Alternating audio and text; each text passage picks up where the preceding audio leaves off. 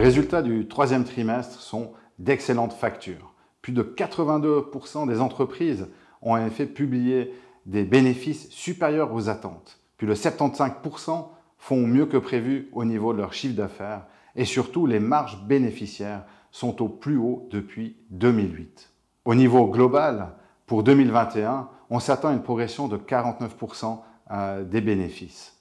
Alors ça compare par rapport à 2020, une année de crise, mais il faut savoir que les bénéfices sont déjà largement supérieurs à ceux de 2019. Donc les entreprises ont entièrement gommé l'effet négatif de la pandémie.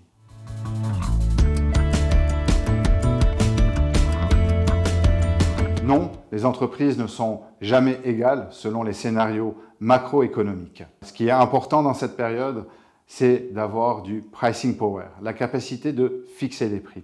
Donc les entreprises de qualité qui ont une très bonne position concurrentielle, qui sont des leaders dans leur marché, sont mieux armées dans cette période. Et nous le voyons avec les chiffres. Nestlé a augmenté ses prévisions pour le reste de l'année, Straumann également, Inficon également.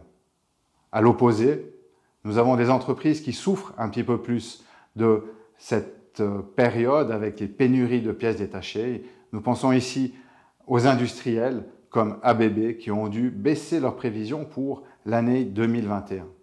Mais nous notons que les carnets de commandes sont extrêmement bien fournis, donc ce n'est pas une destruction de la demande, mais un déplacement de la demande.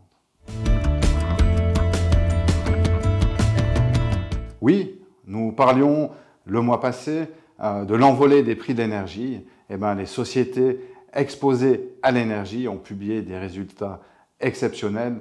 Les entreprises financières, les banques, les assurances ont également publié des très bons chiffres. Et c'est lié à la remontée des taux d'intérêt qui leur permettent d'améliorer leurs marges bénéficiaires.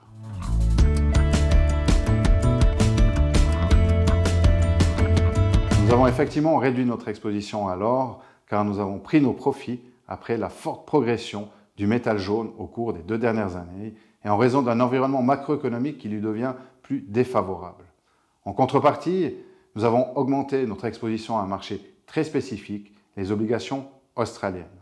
La Banque centrale d'Australie a en effet terminé son programme de rachat d'actions et depuis, le marché s'est un petit peu enflammé et anticipe de nombreuses hausses de taux pour l'avenir. Nous pensons au contraire que la Banque d'Australie n'est pas sous pression pour augmenter ses taux d'intérêt car l'inflation reste bien contenue et le chômage reste bien en deçà de son niveau d'avant pandémie.